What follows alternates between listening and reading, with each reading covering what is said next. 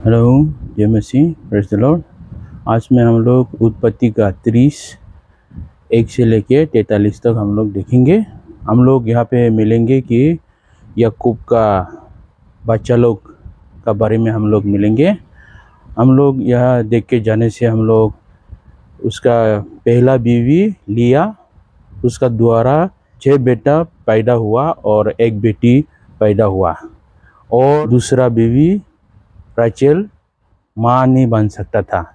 तो उसी कारण उस टाइम में उसने भी उसका दीदी को देख के जलन हुआ, और इसी तरह उसने उनका जो नौकरानी है उसको बच्चा पैदा करके देने के लिए वो याकूब को दे दिया। और इसी तरह उसका जो नौकरानी है वो भी 2 बेटा पैदा करके दिया।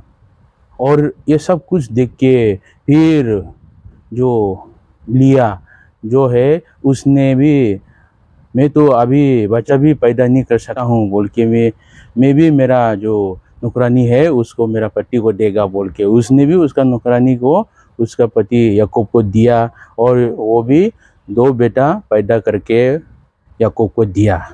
और इसी तरह याकूब का बेटा लोग पैदा हुआ, और राचेल जो है वो माँ नहीं बन सकता था, फिर भी याकूब ने प्रार्थना करके दिया। तब परमेश्वर ने राचेल का भी जो गर्भवती होने के लिए उसको भी मौका दिया, उसका जो गर्भ में जो खोल के दिया गर्भवती होने के लिए। उसका बाद में वो भी गर्भवती हुआ और एक लड़का पैदा करके याकूब को दिया।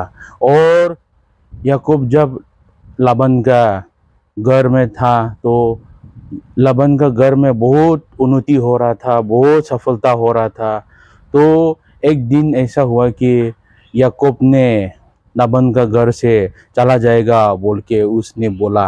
फिर भी लाबान ने बोला कि अब मत जाओ, अब इधर ही रहो, क्योंकि वो भी देख रहा है कि याकूब का द्वारा जो लाबान का घर में बहुत आशीष, बहुत सफलता, बहुत उन्नति हो रहा है, इसलिए वो भी उसको छोड़ने का मन नहीं था।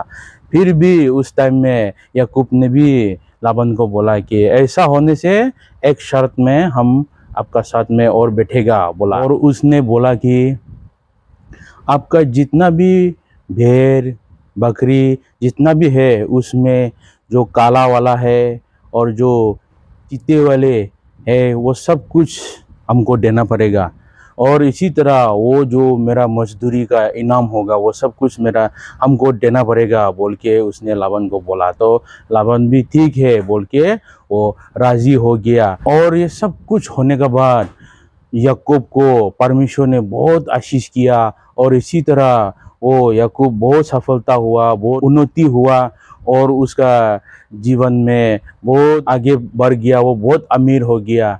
इसी तरह हम लोगों का आज का कहानी यहाँ से शेष करता हूँ। जय मसीह।